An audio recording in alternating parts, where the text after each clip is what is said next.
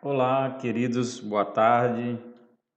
Estamos aqui entrando online para o nosso estudo desse sábado à tarde.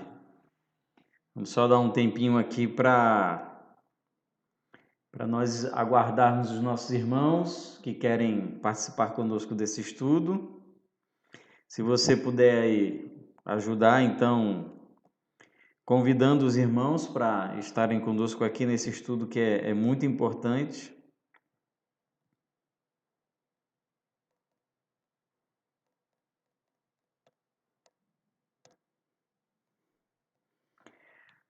Certo, queridos? Boa tarde, hoje é dia 18 de julho, 18 de julho do ano de 2020. Essa semana nós nos despedimos de um pastor muito querido, um homem de Deus, um grande teólogo, pastor J.I. Packer. Faleceu, né? Já idoso, um homem que teve uma importância, uma relevância muito grande na minha vida cristã, na minha vontade de estudar a palavra. Foi um dos primeiros autores que eu li. Recomendo todo o livro de J.I. Packer, é um excelente escritor e uma perda muito grande para nós aqui, para a Igreja do Senhor, mas um lucro muito grande para ele, né? Está agora na presença de Deus. Amém, querido? Queria pedir para você me dar um retorno, se está tudo bem aí, se está dando para ouvir. A gente, essa semana, nós conseguimos mudar a internet aqui da igreja, botamos uma internet muito melhor, então nós estamos conseguindo aí transmitir com uma qualidade melhor. A gente espera que fique assim. Tanto que a gente não estava conseguindo transmitir para o Facebook e YouTube ao mesmo tempo, agora a gente sem problema está conseguindo aí transmitir, tá bom? Não sei, aí puder me dar um feedback de como tá o áudio também, se tá bom, porque eu não estou usando meu notebook, eu estou usando o notebook da igreja. O nosso tema dessa tarde, é esse daqui, ó, somente a fé. Nós estamos estudando já há algum tempo. Essa é a quinta semana que nós estudamos esse tema, 5 solas da Reforma Protestante. Nós já falamos sobre a sola Escritura, né? Na verdade, nós iniciamos o nosso estudo fazendo uma abordagem histórica das razões pelas quais iniciou a Reforma Protestante. Foi o nosso primeiro passo, falar sobre o que foi a Reforma, como ela começou. Em segundo lugar, nós falamos sobre o fundamento da Reforma, que foi sola Escritura, ou somente a Escritura. Falamos sobre solos Christus, somente Cristo. Falamos sobre sola gratia, que é somente a graça. Hoje nós vamos falar da sola fide, que é somente a fé. E no próximo sábado nós vamos encerrar esse nosso estudo falando sobre soli Deo gloria, que quer dizer somente a Deus a glória. Então é muito interessante. Se você perdeu algum desses estudos, eles ficam aí guardados no nosso canal lá do YouTube. Então você pode ir no YouTube da Igreja Batista do Natal e você então vai ter acesso a toda essa série de mensagens, tá bom? Eu queria agradecer a sua presença. Eu peço que você compartilhe esse vídeo no seu grupo de WhatsApp agora, porque o que nós vamos falar é de um tema sério. Chama aí os irmãos da igreja, porque nós vamos falar sobre fé, tá certo? E não há nada mais comum dentro do meio evangélico do que falar sobre ter fé, né? É quase um chavão a gente falar sobre fé no meio evangélico. Então, se julga que a pessoa está dentro da igreja evangélica, ela seja uma pessoa de fé, que ela declare algum tipo de confiança, então a gente considera essa pessoa como uma pessoa de fé. E o que nós vamos falar agora aqui é uma concepção de que, de fato, existe uma fé que salva, Mas existe uma fé que ela não salva, e nós vamos então falar sobre essa diferença e qual é então a importância dessa grande defesa da reforma protestante ao declarar somente a fé. Por que que Lutero ele defendeu, também os reformadores defendem somente a fé, e por que nós então defendemos que a salvação é somente pela fé? Então, eu espero que seja um tempo agradável para você. Se restar alguma dúvida, você pode colocar aí nos comentários, tá certo? E a gente então pode, no nosso próximo estudo,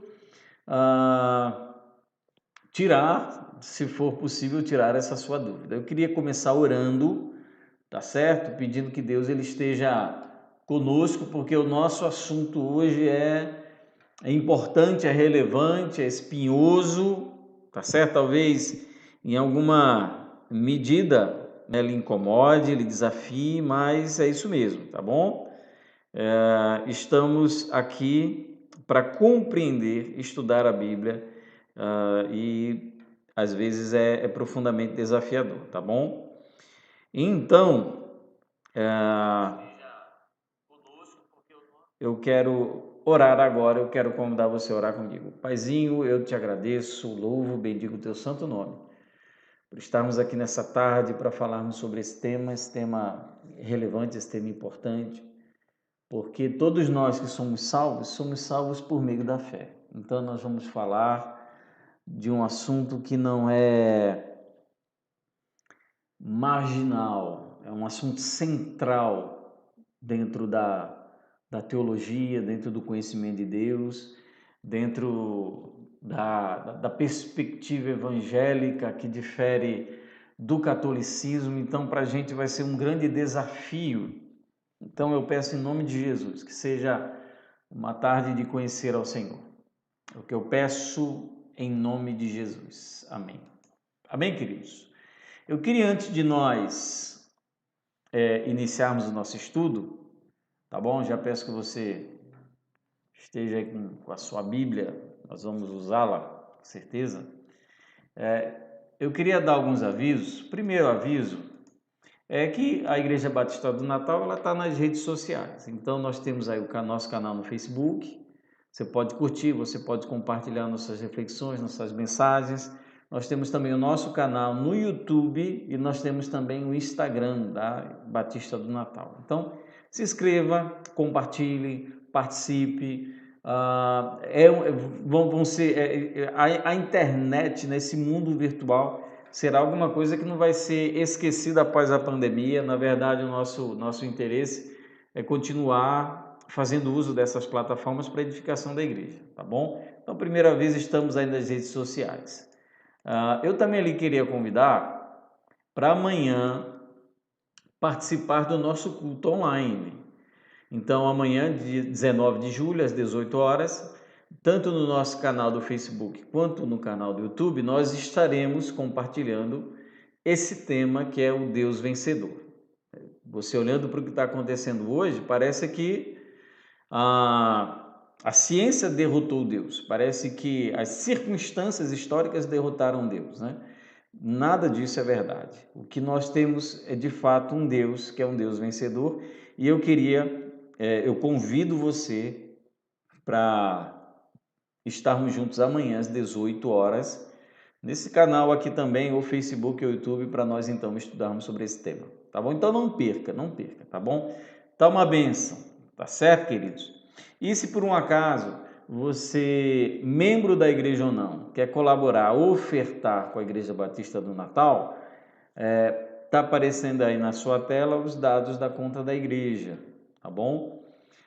Como diz 2 Coríntios 9,7, cada um contribua segundo tiver proposto no coração, não com tristeza ou por necessidade, porque Deus ama quem dá com alegria.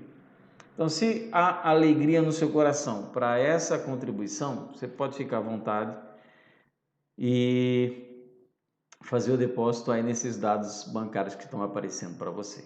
Tá bom? Deixa eu ver se temos mais alguns avisos. Eu acredito que seja somente esse.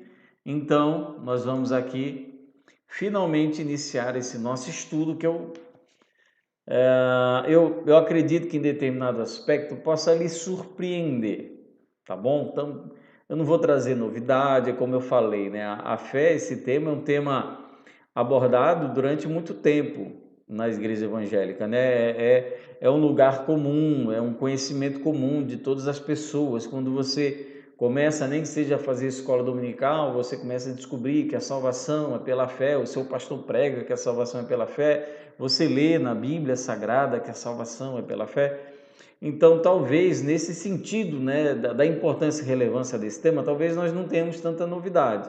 Mas o que nós queremos abordar aqui com você, sobre esse nosso estudo, continuando o tema 5 solas da Reforma Protestante, é a relevância, a maneira como destoou na época de Lutero e destoa ainda hoje a perspectiva reformada sobre a salvação que se dá exclusivamente pela fé, em comparação, em contraste com a salvação, no caso de Lutero, da Igreja Católica Apostólica Romana. Então, nós vamos começar, inclusive, com esse contraponto. Então, estamos aqui falando sobre as 5 solas da Reforma Protestante e a nossa sola de hoje, o nosso sola de hoje é somente a fé.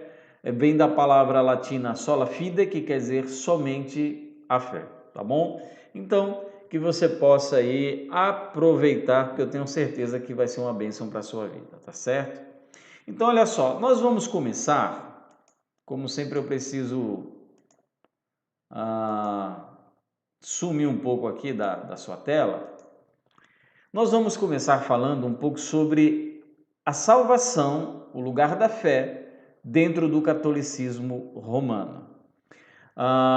Dentro do catolicismo, que é uma religião que não se fundamenta exclusivamente na Escritura, na Palavra de Deus, como nós falamos há algum tempo atrás, né, que a Igreja Católica fundamenta suas doutrinas não apenas na Escritura, mas também na tradição, no magistério, nos documentos da Igreja.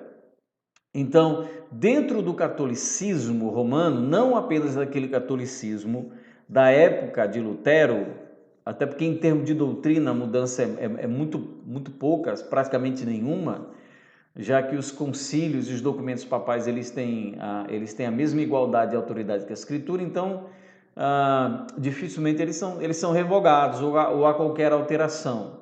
Então, na verdade, quando a gente está falando da fé, a gente está se referindo à fé da Igreja Católica Romana, da época de Martinho Lutero, e o que provocou ele, então, a iniciar a reforma, é o mesmo da fé que hoje é abordada pela mesma Igreja Católica Romana. Na Igreja Católica, a salvação ela não é alcançada somente pela fé. Aquilo que para nós é lugar comum, aquilo que para nós é ponto pacífico, ou como se diz naquele linguajar, é prego batido, ponta virada, né? Que não faz nenhum sentido de você ficar discutindo em igreja evangélica se a salvação é não pela fé. Na Igreja Católica, a salvação ela não é alcançada somente pela fé. Nós já tivemos oportunidade de abordar isso quando falamos sobre a sola gratia, somente pela graça, quando falamos que a salvação ela precisava vir acompanhada de uma série de obras que poderiam proporcionar um aperfeiçoamento do católico, né? Na Igreja Católica, a salvação ela não é alcançada somente pela fé. O Concílio de Trento, e nós já nos referimos aqui no Concílio de Trento, que é chamado de Concílio de Contra-Reforma, porque a reforma acontece em 1517, né?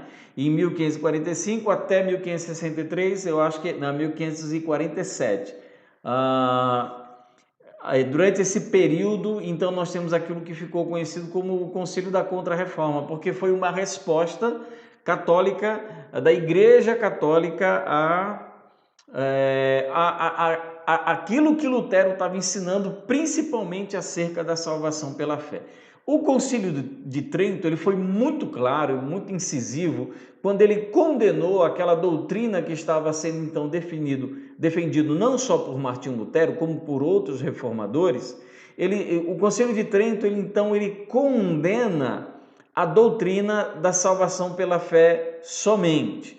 Por exemplo, eu vou mostrar aqui para vocês o que diz a seção 6 do Cânone 9 do Concílio de Trento. Se alguém disser que pela fé somente os ímpios são justificados, de tal modo que nada mais se requeira para cooperar com o recebimento da graça da justificação, e que não é necessário que um homem seja preparado e disposto pelo mover de sua própria vontade, que seja anátema. Então, olha como é que isso aqui é sério. Olha só o que está sendo dito. O Concílio de Trento ele definiu de maneira muito clara que aquelas pessoas que pregavam que a salvação, a justificação do pecador se dava exclusivamente pela fé, eles eram pessoas afastadas da igreja da graça, eram consideradas anátema. Quer dizer, na perspectiva, como a gente vê muito claro aí na seção 6 do Concílio de Trento, dos documentos do Concílio de Trento, nós percebemos que de fato o homem ele precisa cooperar para a salvação. Então a salvação, desde aquele concílio que foi uma resposta à reforma protestante, o concílio da Contra-Reforma, já defendia, já ratificava aquele pensamento católico de que a salvação era uma cooperação entre Deus e o homem. Não cabia apenas o homem manifestar fé, não cabia apenas o homem declarar que confiava em Deus como seu Salvador, ele deveria também, de maneira decisiva, cooperar, né, com a sua própria salvação, mediante, como diz, pelo mover de sua própria vontade. Era a vontade do homem. Se o homem ele não busca a santificação, se ele não consegue, por intermédio de vários atos de contrição, né, de piedade, se ele não consegue abandonar os seus pecados e caminhar em direção a uma santificação perfeita, uma vida perfeita, ele não é salvo, ele não pode dizer que é salvo, né?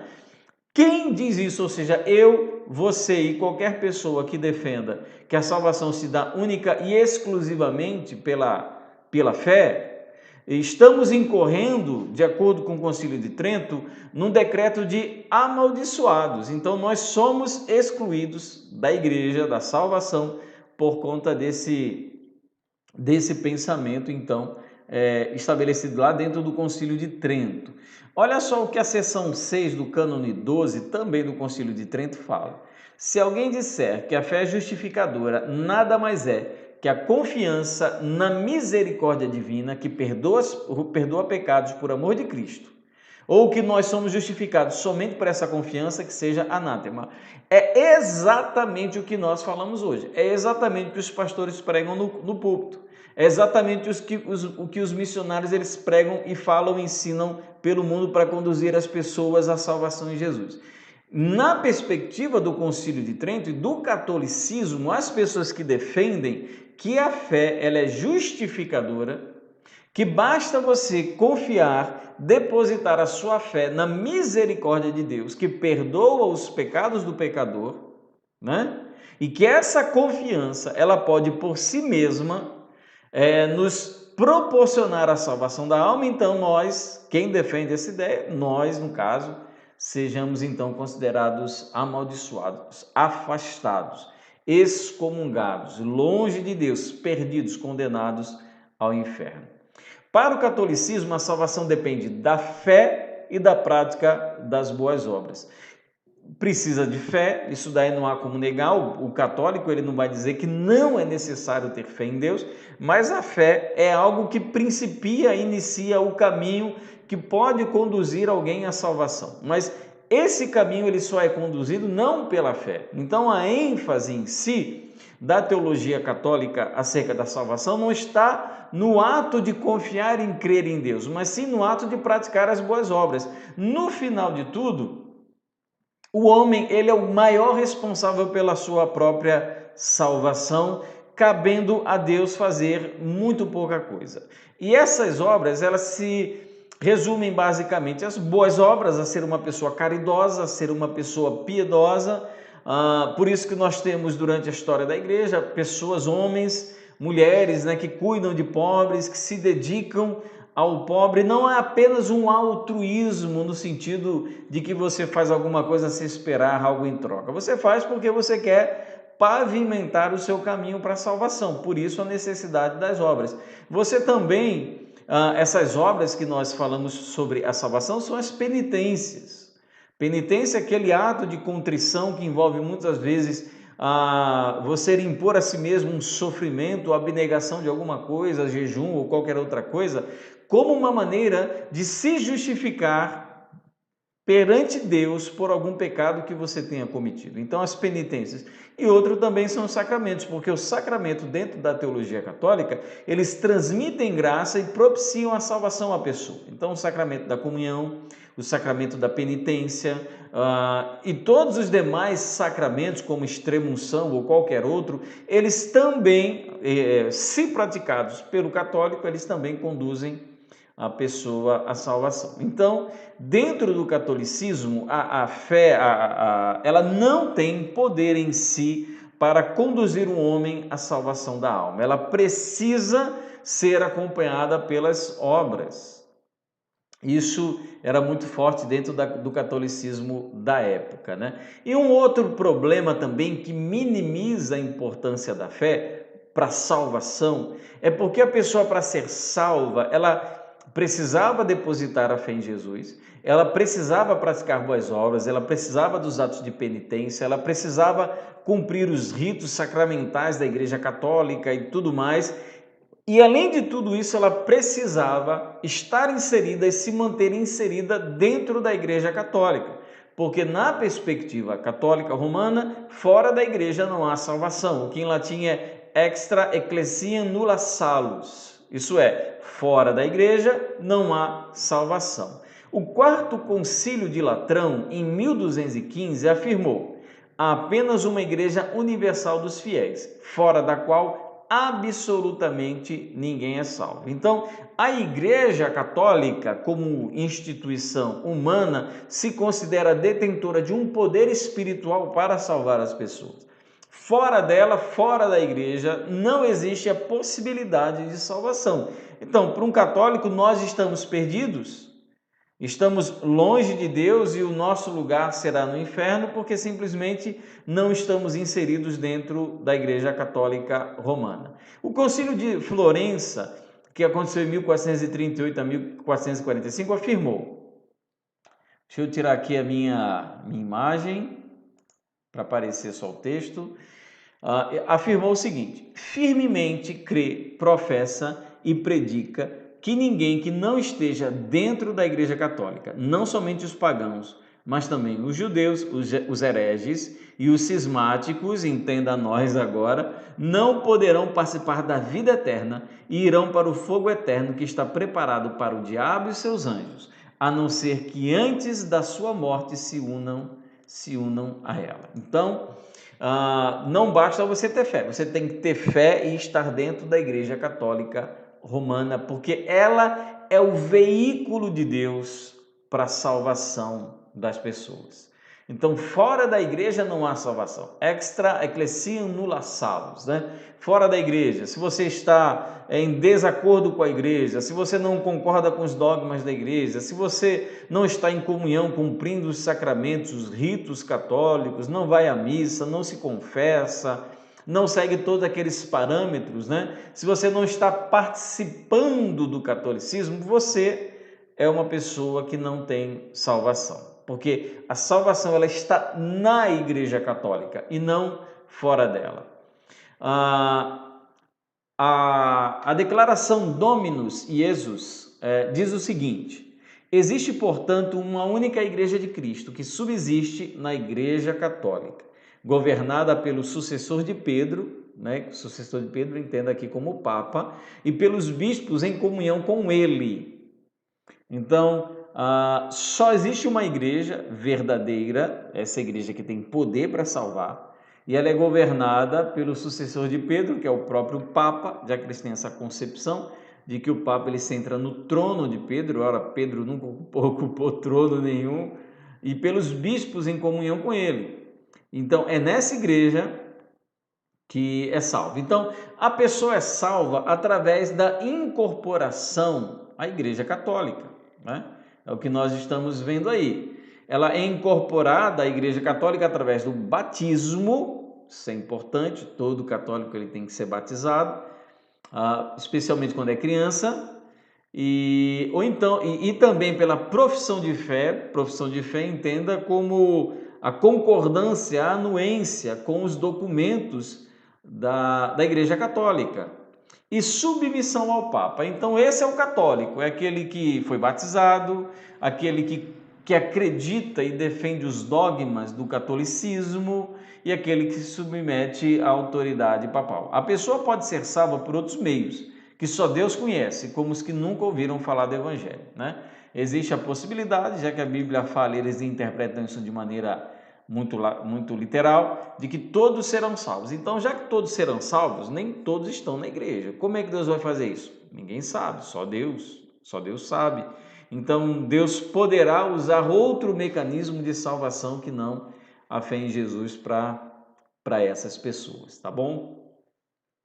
A Constituição dogmática Lumen Gentium sobre a Igreja, escrita no Concílio Vaticano II, que aconteceu entre 1962 e 1965, afirma que a Igreja é sacramento universal de salvação, né? Enfatizando novamente aquilo que fora da Igreja não há salvação.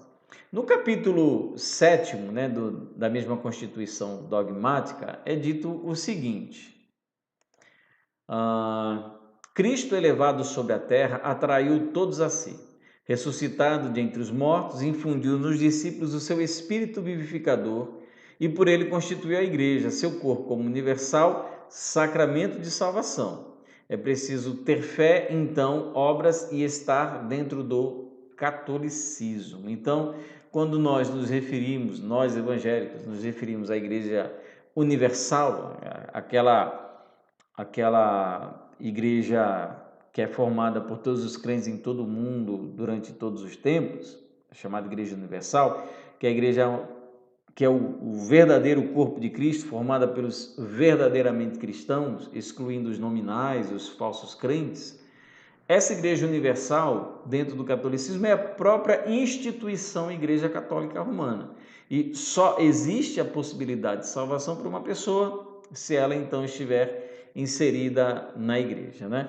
Fala agora, já que nós vimos na perspectiva do catolicismo a importância da fé, que é praticamente nenhuma, né? Se você comparar com a relevância das obras e da presença dentro da Igreja Católica Romana para a salvação. Então, o que Lutero ele entendia como justificação somente pela fé em Cristo, né? Lutero, nós encontramos isso através dos escritos do próprio Lutero, ele era um católico extremamente aplicado e devoto, né? Era um homem que queria encontrar descanso e paz para sua alma, mas era simplesmente impossível. Ele era um homem extremamente aplicado, tanto que ele se tornou monge para buscar a salvação da sua alma, estar mais perto da religiosidade, então poder encontrar o descanso para a sua alma. Mas por mais que ele tentasse, por intermédio dos ritos católicos, das penitências, das confissões aos padres, por mais que ele tentasse tudo isso, ele não conseguia encontrar o descanso e certeza de salvação para a sua alma. Havia sempre no coração de Lutero o temor pelo juízo de Deus. Quando a gente fala que Deus ele é justo e Deus ele é justificador, para Lutero vinha aquela imagem de um Deus extremamente irado, chateado, raivoso e disposto a punir toda a humanidade, né? Ele olhava para Deus como se Deus não houvesse nele absolutamente nenhuma bondade, fosse apenas um Deus de justiça. E ele então se envolvia cada vez mais com aquelas práticas católicas de penitência, de indulgência e tudo mais.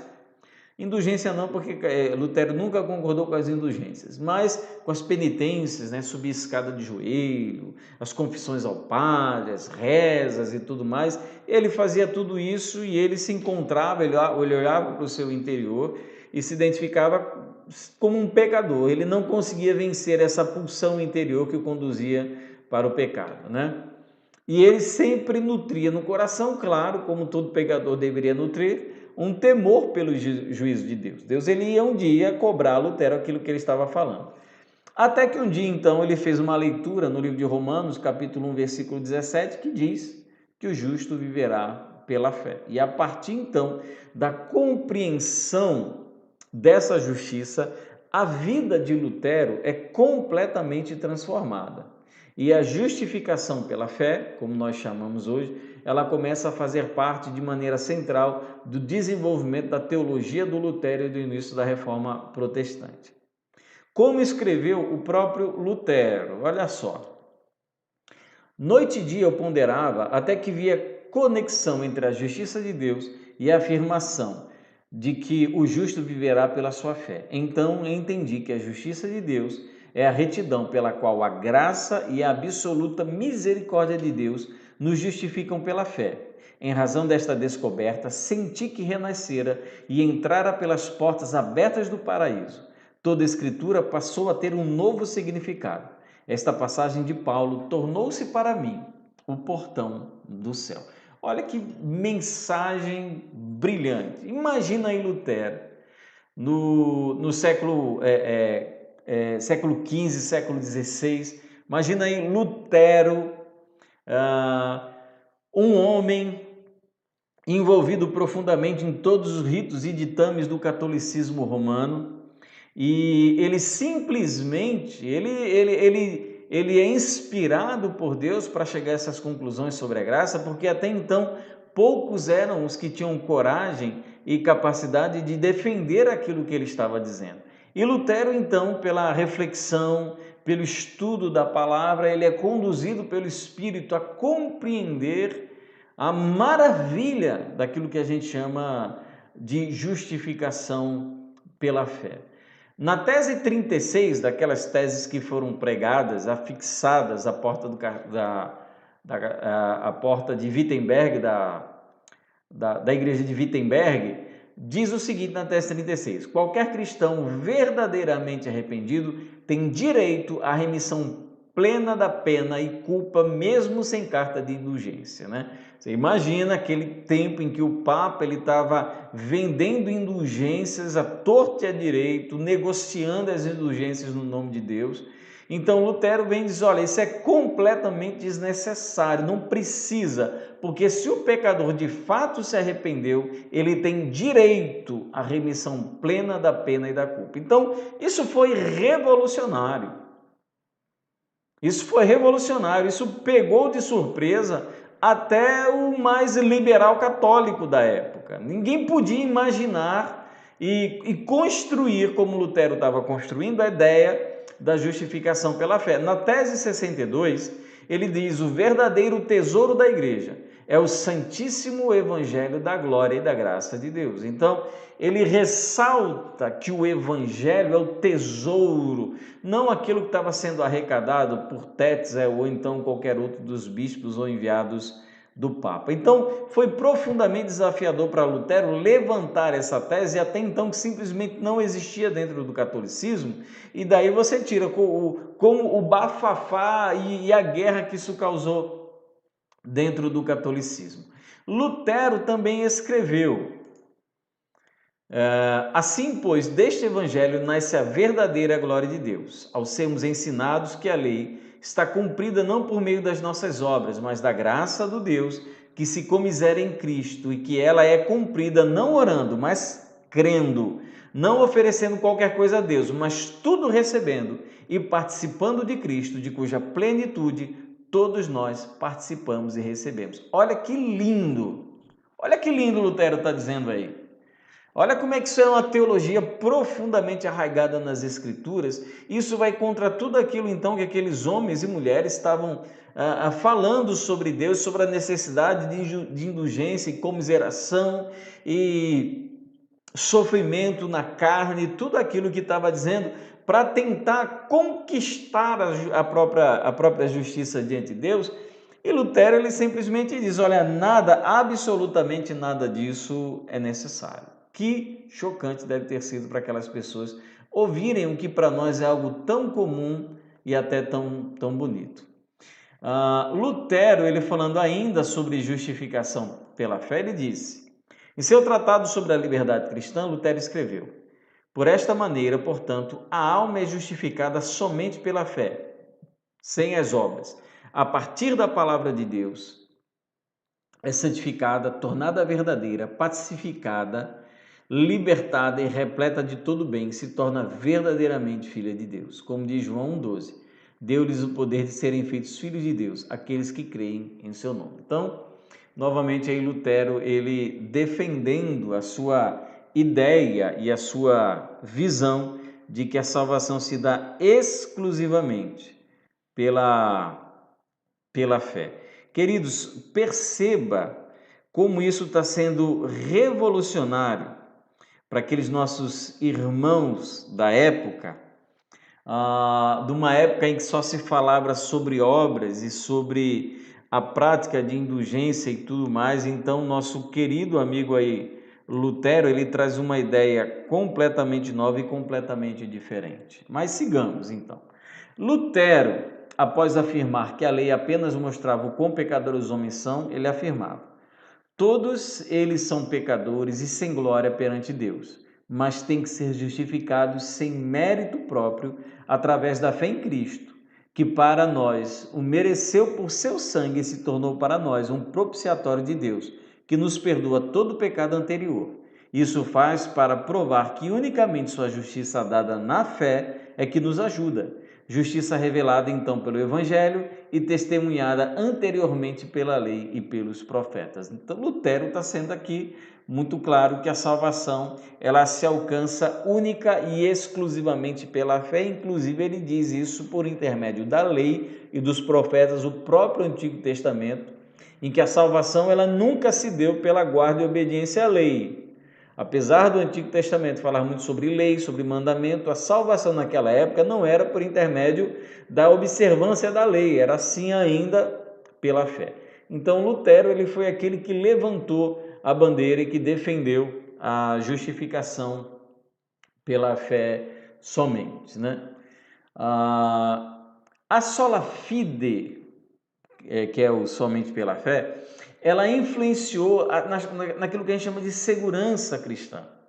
Porque se você fala que a salvação ela se dá exclusivamente pela fé em Deus, pela obra perfeita de Cristo na cruz, isso lhe traz segurança, porque não depende de você. Então, se não depende de você, você não pode perder. Se dependesse de você, como defende o catolicismo, você poderia perder. Você tem agora, você não tem amanhã. Você tem ontem, você não tem depois de amanhã. Você poderia perder. Mas quando eu digo que a minha salvação, ela se origina em Deus que me declarou justo pelos méritos de Jesus, eu estou dizendo que eu não posso perder a salvação, eu estou dizendo que eu tenho segurança da salvação. Isso para um católico é algo completamente absurdo. Eles viam essa atitude de se declarar salvo como orgulho e arrogância. Aquilo que nós chamamos de segurança da salvação, para eles é algo extremamente orgulhoso, que eles chamavam da vã confiança dos hereges. É vã confiança. Para um católico, você falar que você está salvo, que você tem certeza da sua salvação, de que você vai para o céu mesmo você sendo pecador, para um católico essa é uma vã confiança, né? Os protestantes afirmavam que a segurança se baseava na obra de Cristo e não na obra do pecador. Não era um ato de orgulho e prepotência humana, né? Mas se baseava na obra de Cristo, que era recebida somente pela fé. Então, esse era o pensamento do nosso querido Lutero. E Lutero, então, ele definia a justiça da seguinte maneira, né? A justiça não, a justificação. Como era, então, esse processo de justificação somente pela fé em Cristo? Porque o sola fide é justamente esse, é somente pela fé. Lutero, ele entendia, e nós ainda entendemos hoje, na verdade, apesar de ter algumas pessoas que pensam o contrário, que a justificação é como um ato forense, em que Deus ele declara justo o pecador. Então, não é, digamos assim, uma justiça no sentido de que Deus ele nos torna pessoas perfeitas e perfeitamente justas. Não é nesse sentido. É que da parte de Deus, por intermédio da nossa fé, ele nos declara pessoas justas. Por intermédio e por causa do mérito do homem justo Jesus que morreu por nós. Então, quando Deus ele declara que nós somos justos, quando Deus ele declara a sua justiça, quando ele atribui sobre nós, por intermédio da nossa fé, quando ele atribui sobre nós os benefícios da justiça de Cristo, Primeira coisa que acontece nós nos tornamos favoráveis, perdão, Deus se torna favorável a nós. Então, a disposição de Deus, que era de condenar, de derramar sobre nós a ira, a partir do momento em que Deus ele nos declara justos, ele se torna também favorável a nós. E não somente isso, um outro ponto é que assegura a absolvição no dia do juízo. Por isso a nossa segurança. Então, a declaração da parte de Deus de que nós somos justos perante Ele, como se nós nunca tivéssemos pecado, porque foi atribuída a nós os méritos da obra de Cristo, assegura então que no dia do juízo nós não precisaremos temer mal algum, porque seremos sim salvos da ira de Deus, garantida pela obra de Cristo, né? Como diz Romanos capítulo 4, versículo 25, qual foi entregue por causa das nossas transgressões e ressuscitou para a nossa justificação. Isso é algo recebido somente pela fé, não de outra maneira. É um mérito do Senhor. Ele foi entregue por causa das nossas transgressões, ele morreu por causa do nosso pecado e ele ressuscitou para que nós fôssemos então justificados. É isso que nós então estamos falando. Agora, qual é o tipo de fé salvadora? Eu não sei se você já parou para pensar, mas se você conversar e talvez com muitos dos seus amigos, eles vão falar para você o seguinte: eu tenho fé. Você acredita em Deus? Ele vai dizer: eu acredito em Deus. A maioria das pessoas, elas declaram algum tipo de fé em Deus. A maioria das pessoas, né? Como diz aquela música, andar com fé eu vou, porque a fé não costuma falhar. Conhece essa música? Então, normalmente as pessoas elas declaram que possuem algum tipo de fé. Toda pessoa que diz ter fé em Jesus vai ser salva? O que nós devemos perguntar é: toda fé que se declara uma fé que conduz à salvação? E se nem toda fé conduz à salvação, como nós vamos saber então a diferença? Nós vamos entrar um pouquinho nesse assunto. Falar um pouco sobre a fé salvadora. A fé salvadora, ela vai além de acreditar na existência de algo. Tiago, capítulo 2, versículo 19, aquele texto que todos nós conhecemos, que fala que crês que há um só Deus, fazes bem, até os demônios creem e tremem. Você acredita que essa fé que o diabo tem da existência de Deus é capaz de salvar o diabo? De maneira nenhuma. Então, existe uma fé que ela vai além da crença na existência de alguma coisa. Então não é só você crer em Deus ou crer em Jesus ou crer que Jesus ele era uma pessoa amorosa ou até mesmo crer na morte de Jesus. Você dizer que você atribui certeza de determinado fato pela fé não quer dizer que você então será salvo. Não é a fé como uma simples declaração de acreditar na existência. A fé ela tem um alvo. Primeiro, a fé ela tem um alvo. Não é a fé em que, mas é a fé em quem. Em quem você deposita a sua fé. Não é a fé como um fim em si mesmo, a chamada fé na fé. Ah, eu tenho fé. Mas você tem fé em ninguém? Não, eu só tenho fé. Não é em ninguém nem coisa alguma, eu só tenho fé. Quando nós falamos sobre ter fé, estamos falando sobre ter fé no Jesus da Bíblia. O alvo da nossa fé é Jesus, né? Pode-se declarar fé em Jesus sem ser salvo. Isso é que é complicado, né? Conheço muitas pessoas de outras seitas, de outras denominações, pessoas que até podem frequentar os nossos templos, que manifestam uma determinada fé em Jesus, mas talvez essas pessoas elas não tenham uma fé de fato salvadora, né? Mesmo as pessoas sem religião, elas creem, podem acreditar em Jesus. Tal fé, como depositar confiança, não leva necessariamente à salvação. Ah, eu acredito em Deus, eu confio nele. Sabe aquela pessoa que acorda de manhã e sai para o trabalho confiando que Deus vai dar um bom dia para ela e ela tem um ótimo dia.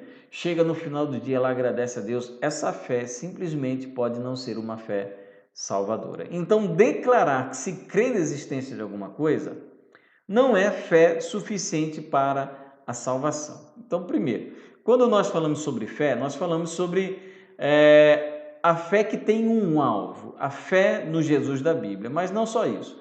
A fé, ela tem um conteúdo. A fé, ela pode carecer de um conteúdo genuíno. Então, as pessoas dizem que acreditam, dizem que confiam, dizem que sabem da existência, mas a fé, ela precisa de um conteúdo e esse conteúdo da fé é o próprio Evangelho. Quer dizer, não basta acreditar na existência de um ser superior, não basta acreditar que Jesus ele veio ao mundo, não basta acreditar que ele fez alguma coisa pela humanidade, que ele se importa com as pessoas. A fé, ela precisa vir acompanhada do conteúdo do Evangelho. Primeiro, sobre o estado do homem, sobre o que o homem de fato está perdido. Essa é a mensagem do Evangelho. Também Romanos capítulo 3, 23 fala sobre o estado do homem. Romanos capítulo 1, versículo 8, sobre a ira de Deus que há de se derramar contra todos os ímpios. Isso também é conteúdo do Evangelho. Também fala sobre a condenação eterna, Mateus capítulo 25, versículo 46, que Deus de fato ele há de condenar os ímpios a uma condenação e a um castigo que jamais há de passar. E também Lucas capítulo 19, versículo 10, eu vou abrir aqui para a gente ler esse texto, né? Lucas capítulo 19, versículo 10, diz assim a palavra de Deus. Lucas 19, 10. Então Jesus lhe disse: houve salvação nesta casa, pois este homem também é filho de Abraão. Versículo 9 e o 10. Porque o Filho do Homem veio buscar e salvar o perdido. Então, você precisa ter fé e ter o conteúdo do Evangelho para que a sua fé ela possa ser depositada na pessoa certa. A fé genuína está de acordo com o Evangelho. Não é aquela fé depositada em alguém, em um ser sobrenatural, o cara lá de cima. Não é uma fé genérica, mas é uma fé que objetiva a pessoa de Jesus, que está colocada e depositada sobre Jesus, mas também sobre essa fé. O conteúdo da fé, ela é a fé que diz respeito à boa nova do Senhor.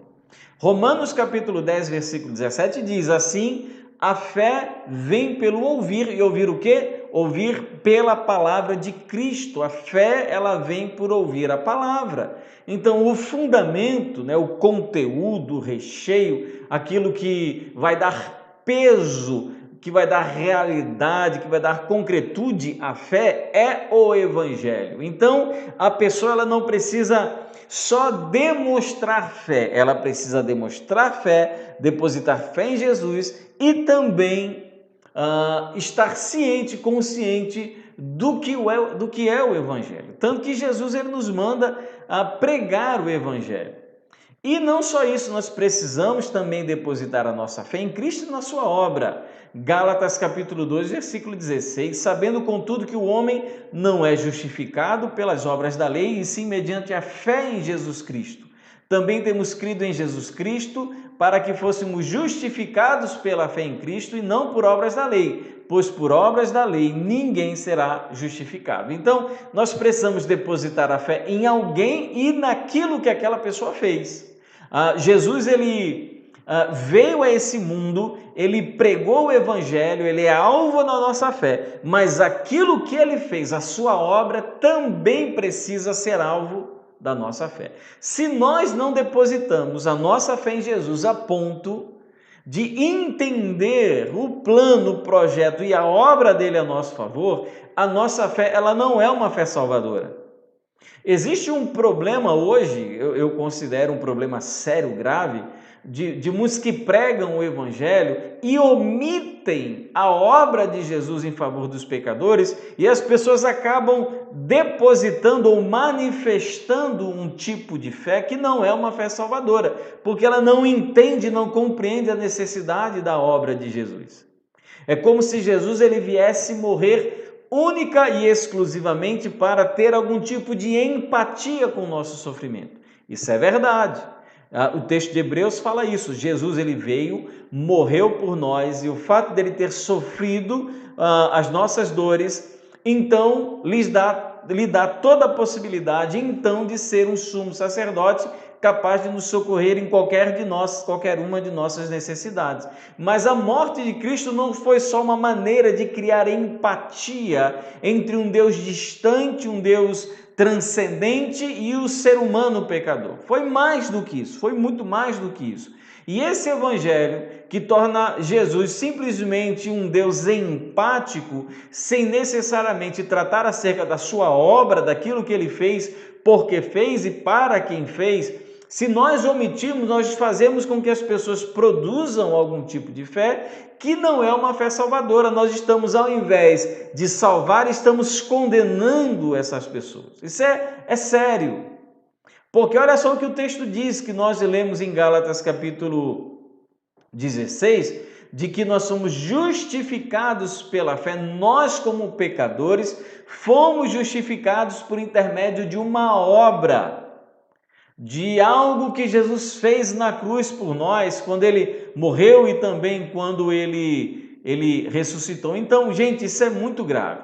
Nós precisamos entender no Evangelho a necessidade da morte de Jesus para a nossa salvação. Por que ele precisava morrer? Por que e o que é essa tal de justificação pela fé? Porque eu preciso de salvação, porque eu não posso ser salvo pelas minhas obras, ou então não só depositar a fé no Deus Pai, porque eu preciso de Jesus. Então, sabendo e consciente disso que nós estamos falando, esse evangelho, quando é explicitado, proclamado, pregado, as pessoas têm então a possibilidade de produzirem essa fé salvadora, porque conhecem a Deus e sabem então qual foi a obra realizada. Se nós omitimos, se nós não declaramos de fato a obra de Jesus e reduzimos a simplesmente um ato de empatia e de compaixão genérica, como qualquer outro ato de compaixão, ou então Jesus ele veio para lhe dar um futuro brilhante, para que você possa ter algum sentido pessoal, algum sentido na sua existência, ou melhorar a sua autoestima. Se nós reduzimos a obra de Cristo, nós estamos fazendo com que as pessoas manifestem fé sem de fato entenderem a obra de Jesus. E isso pode, queridos, isso pode fazer com que essas pessoas tenham uma fé que não seja uma fé genuína, uma fé salvadora. Mas vamos continuar então. A obra de Cristo, ela proveu perdão, justificação e reconciliação. Romanos 5, 9 a 11. Logo, muito mais agora, sendo justificados pelo seu sangue, seremos por ele salvos da ira, porque se nós, quando inimigos, fomos reconciliados com Deus, mediante a morte do seu Filho, muito mais, estando já reconciliados, seremos salvos pela sua vida. E não apenas isto, mas também nos gloriamos em Deus por meio do nosso Senhor Jesus Cristo, mediante o qual recebemos agora a reconciliação. Então a obra de Cristo, ela não se resume, como eu falei aqui para você, em um ato de compaixão e empatia. Ela se manifesta no ato de que a obra de Jesus, a sua morte e a sua ressurreição, ela provê perdão para os nossos pecados, justificação pelas nossas iniquidades e a nossa reconciliação com Deus. E a pessoa, para ter uma fé genuína, uma fé segundo aquilo que o Evangelho nos mostra, ela precisa ser informada desse tipo de fé, desse tipo de realização de Jesus. Quando a pessoa está recebendo Jesus na sua vida pela fé, não é simplesmente acreditando que ele existe. De fato, Jesus existiu mesmo. Mas ele fez uma obra, ele fez alguma coisa. Ele me perdoou, ele me justificou e me reconciliou com Deus. Foi para isso que ele morreu.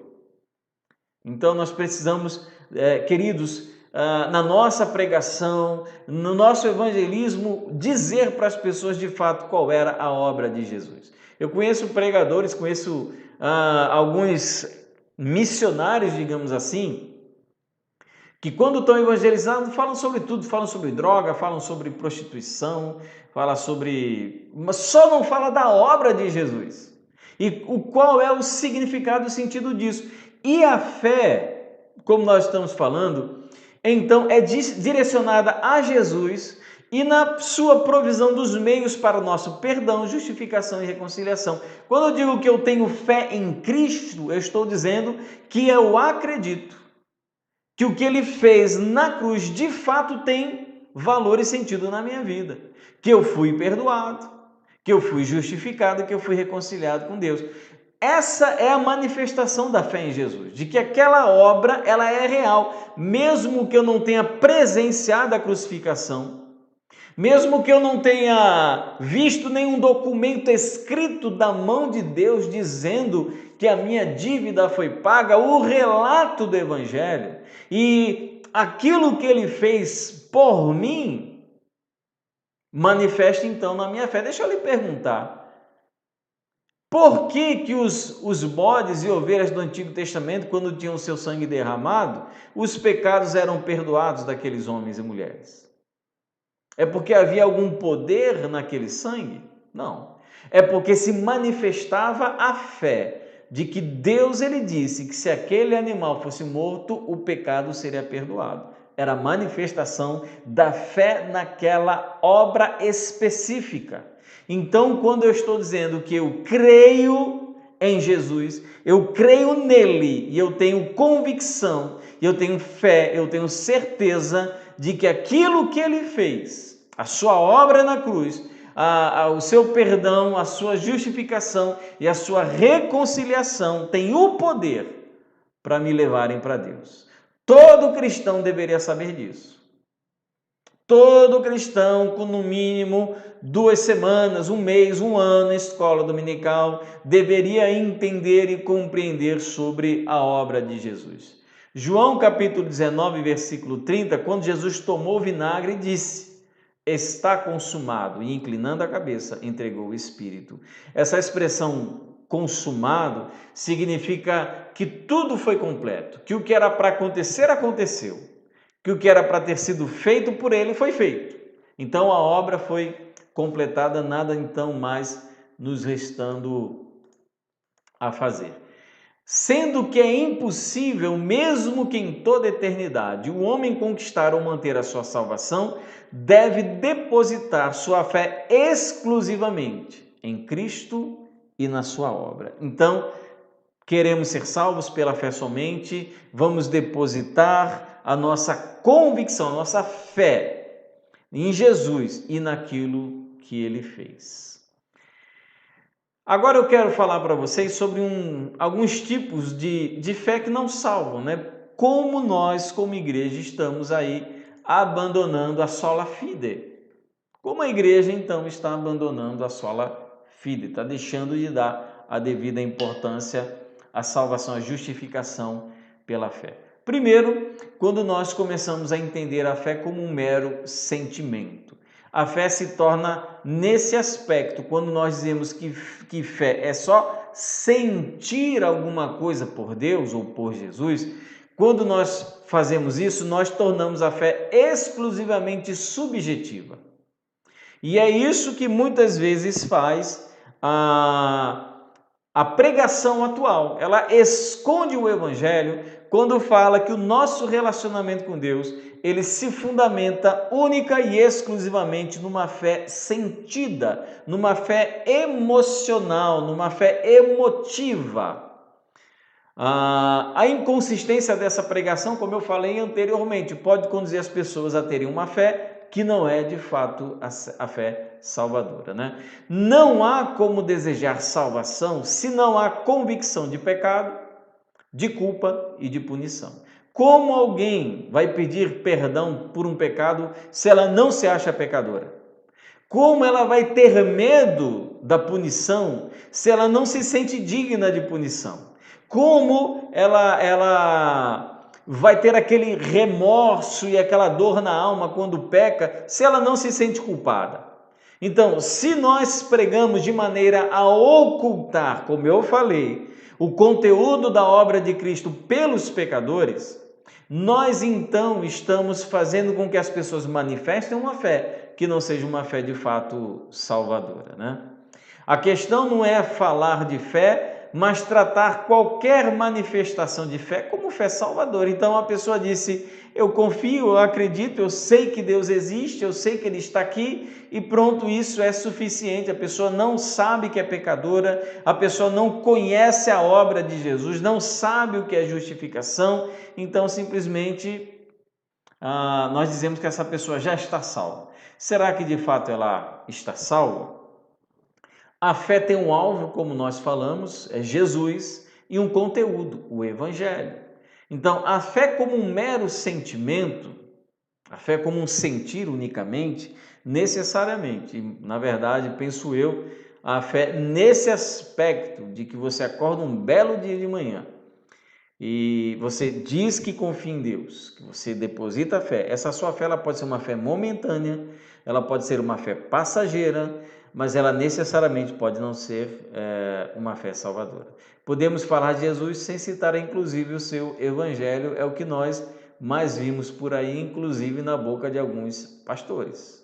Falam de Jesus, leem livros sobre Jesus, só não falam das boas novas do evangelho. Não somente isso, então nós podemos ver que a fé ela pode ser simplesmente subjetiva, como um mero sentir, um mero sentimento, é uma fé que não salva. E outro tipo de fé que não salva é a fé como a aceitação de um conjunto de verdades, né? O que é fé? Fé é crença, fé é acreditar em alguma coisa. A fé, nesse sentido, se torna exclusivamente objetiva. Aquecer a determinadas verdades nem sempre é manifestação de fé salvadora, né? Não adianta, você é uma pessoa racional, você tem todo o seu corpo doutrinário formado de acordo com os melhores teólogos sistemáticos, você faz parte dos melhores canais do YouTube, você fez a melhor faculdade de teologia, você tem uma ampla biblioteca na sua casa, você tem todo aquele conhecimento puramente reformado, mas isso não quer dizer que você tenha fé. Então, essa fé exclusivamente objetiva, em que ela é manifesta num conteúdo ortodoxo, doutrinariamente correto, não significa necessariamente uma fé salvadora, porque a fé, ela extrapola o racionalismo e o intelectualismo, né? Existe algo na fé que leva você muito além da razão. Existe algo da fé que não se aplica no intelectualismo. O hábito da religiosidade institucionalizada, desprovida de vida, produz falsa fé. As confissões de fé que eu defendo, eu acho interessante, importantes dentro da igreja, as declarações doutrinárias, quer dizer, você simplesmente fazer parte de uma instituição religiosa, por melhor que ela seja, por melhor que seja o pastor, e você fechar com aquele corpo doutrinário, não significa necessariamente ser salvo, porque precisa haver um comprometimento total com a pessoa de Jesus. Com a pessoa. Confiar, é aquela confiança subjetiva. Não tem como você comprovar pela fala da pessoa, né? É aquilo que você confia ou não confia. E alguns se identificam como salvos com base apenas na ortodoxia das suas crenças. Quer dizer, você olha o que a pessoa crê de fato, é a trindade, a salvação pela fé, justificação pela fé em Jesus, salvação por intermédio da graça, através da obra de Cristo. Você tem todo um corpo doutrinário bem preparado e você pode ter uma pessoa que simplesmente jamais teve uma experiência de salvação com Jesus. Então, uma fé exclusivamente objetiva, por intermédio da manifestação dessas doutrinas corretas, necessariamente não conduz a pessoa a salvação. E um outro problema também, que eu considero como um abandono do sola fide, é a compreensão da fé mágica, né? A fé não como um depositar a confiança em Jesus e na sua obra. A fé aqui é como algo mágico, algo que cria realidades espirituais, né? Uma realidade de igrejas neopentecostais que tem inclusive influenciado igrejas tradicionais, igrejas batistas, igrejas que chama de igrejas avivadas, até igrejas pentecostais históricas, né? Essas igrejas muitas vezes estão sendo influenciadas pela compreensão de um tipo de fé mágica, né? A fé não é direcionada a Jesus, ou se é direcionada a Jesus, essa fé ela passa pela compreensão da necessidade de se obedecer ou de se cumprir determinados ritos para que algumas coisas aconteçam. Ou então a fé em determinados objetos, como por exemplo os católicos têm a fé na hóstia, a fé nos relicários, a fé nas imagens e tudo mais, né? A fé então ela é direcionada para ritos, objetos, pessoas e expressões como tendo estes a capacidade de transmitir algum poder. A gente diz sobrenatural, mas eu prefiro o termo mágico, né?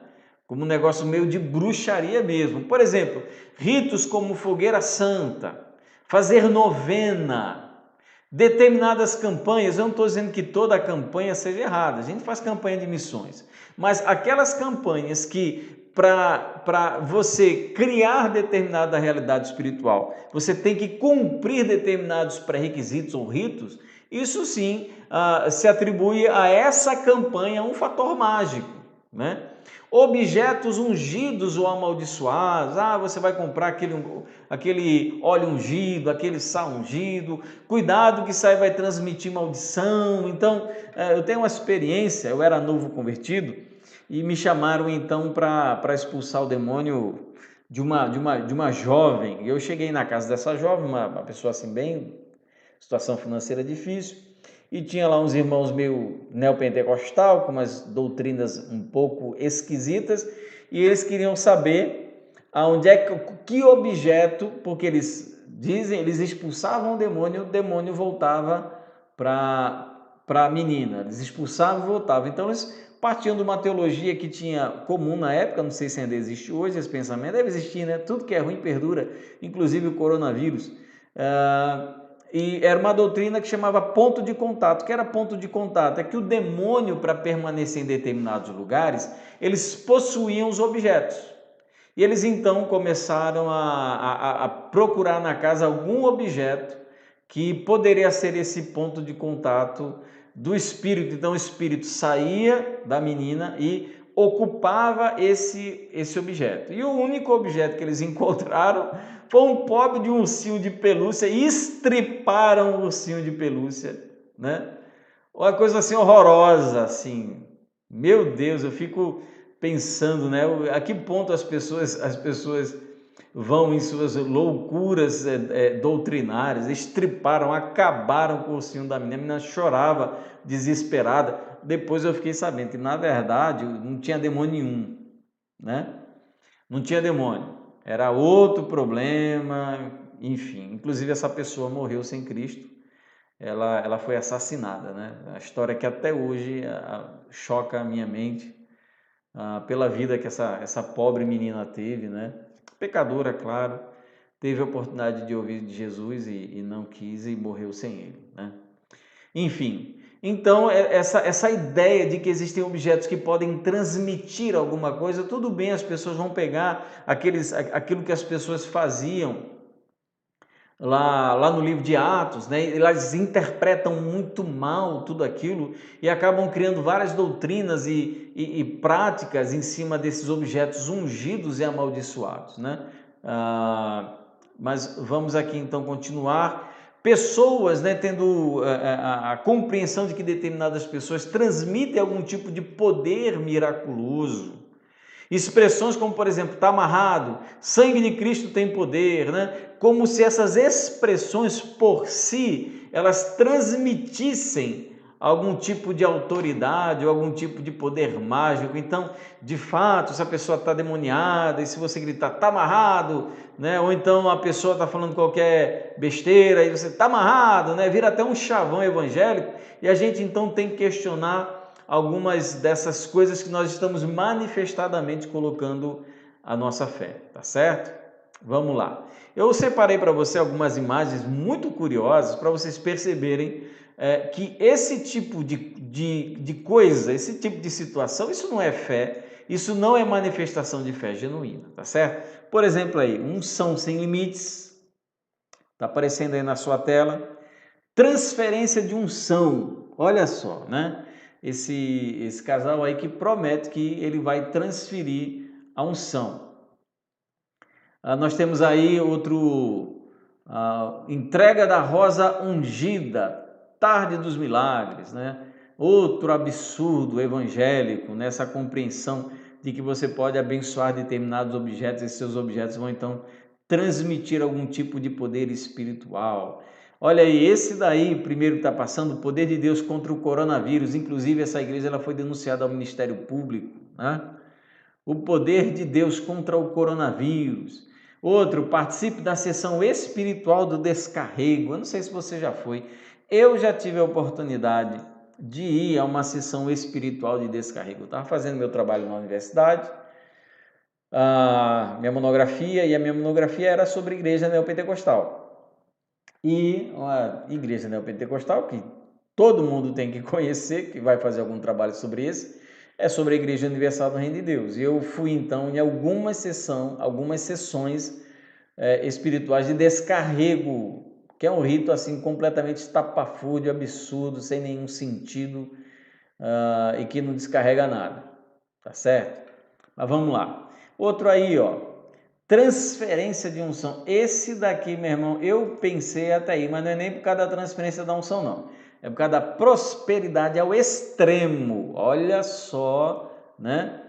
A promessa aí, transferência de unção e prosperidade ao extremo. Olha aí outro, concentração de fé em milagres.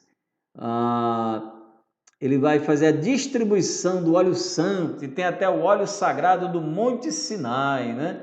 Os pastores lá subiram no Monte Sinai para então ungir aquele óleo. Aí você fica perguntando, meu Deus, é tanto óleo vendendo, você deve dar umas 10 toneladas, uns 10 mil litros de óleo. Como é que eles subiram com o Monte Sinai e fizeram então para ungir esses óleos? Não, não ungiram esses óleos todos não, isso é claro, isso não é verdade, tá certo? Vamos lá, olha só isso daí. Dia Nacional do Combate ao Espírito do Desgosto, porque na Igreja Universal, agosto é mês do desgosto, né? Inclusive mês que vem, estamos perto aí. E você tem aí o Dia Nacional do Combate ao Espírito do Desgosto. Isso é outra doutrina também típica dos movimentos neopentecostais, de que tudo é espírito, espírito de prostituição, espírito de maledicência, é como se o pecador não fizesse nada, é sempre o espírito que está fazendo, né?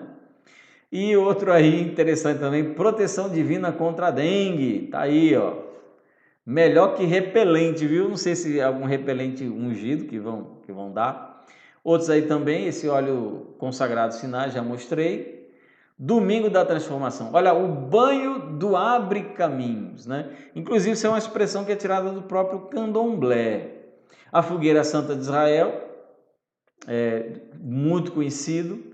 E a sexta-feira, quebra da inveja, praga e maldição. Também aí, né, no agosto, mês do desgosto. Ai, ai, ai, meu pai do céu. E para mim o que mais chama a atenção é um ano de mega imposição de mãos. Olha o tamanho da mão do homem. Daí você tira porque é mega, né? Aqui no Nordeste a gente tem uma expressão para se referir à mega imposição de mãos, é a chamada mãozada, né? Mega imposição de mãos, o que é isso? É uma mãozada. Imagina uma mãozada de um homem aí, do Valdomiro, do bispo aí, do apóstolo, né, da Igreja Mundial do Poder de Deus. Então, queridos, a gente vê o nível de absurdo e como as pessoas estão sendo privadas, de fato, de uma compreensão bíblica do que é a fé. Então, elas estão sendo enganadas, estão depositando uma fé, não compreendem o sacrifício de Jesus, não compreendem a obra salvífica de Cristo e acabam, então, sendo ludibriadas, enroladas, por intermédio de situações como essa. As pessoas, muitas vezes, no desespero, passando por suas dificuldades, querendo prosperar financeiramente ou então a cura para algum tipo de enfermidade ou ver-se livre de algum problema, então procura esse tipo de expediente, né? Mas essa fé necessariamente não é uma fé salvadora. Então a pessoa pode ir a 50 milhões de fogueiras santas de Israel e jamais experimentar o que é de fato a salvação. Qual é então a fé salvadora? A fé salvadora, ela envolve alguns pressupostos. Vamos aqui avaliar, analisar se a sua fé é salvadora.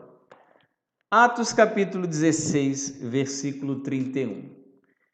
A fé salvadora, ela faz com que você deposite segurança plena em Jesus. Atos 16, 31. Abraão, porém, lhe respondeu: se não houve Moisés e os profetas, também não se deixarão convencer, mesmo que ressuscite alguém dentre os mortos. A segurança plena, salvação, deve estar em Jesus. Perdão, eu li aqui Lucas, Atos 16, 31. Cadê? Está aqui. E eles responderam: creia no Senhor Jesus e você será salvo, você e toda a sua casa. Então, primeiro, a fé salvadora é aquela fé que faz você ter segurança plena em Jesus. Segundo, fé salvadora é crença no Evangelho de Jesus. É como diz o livro de Judas, lá no versículo 3. Vamos abrir aí Judas, versículo 3, né? Só tem um capítulo Judas.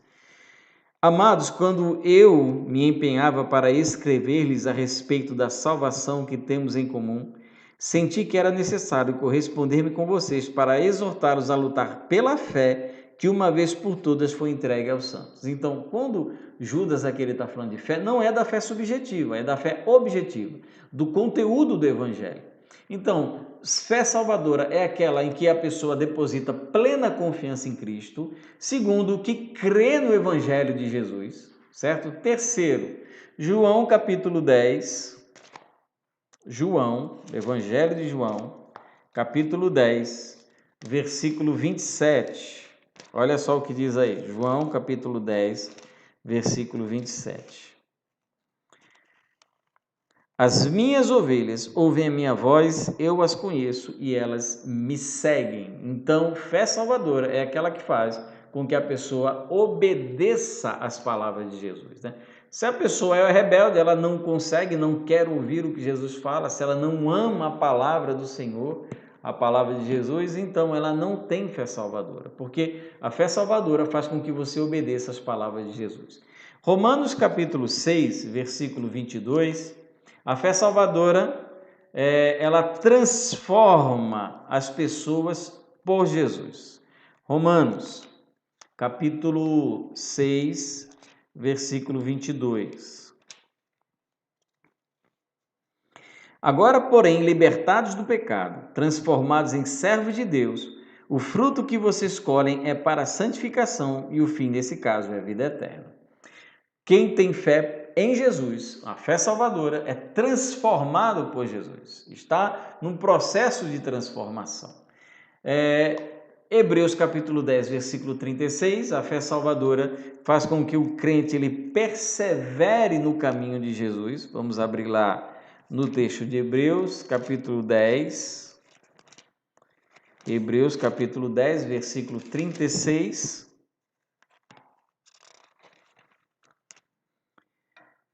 Vocês precisam perseverar para que, havendo feito a vontade de Deus, alcancem a promessa. Então, isso aí. A pessoa tem fé, ela persevera. Não tem como a gente garantir que aquela pessoa que abandonou o caminho de Jesus, que se desviou, abandonou o caminho, seja salva. Não é que ela perdeu a salvação. É que talvez ela nunca tenha sido salva. Porque o salvo, ele deve perseverar. Ele vai permanecer no caminho. Ele vai continuar no caminho.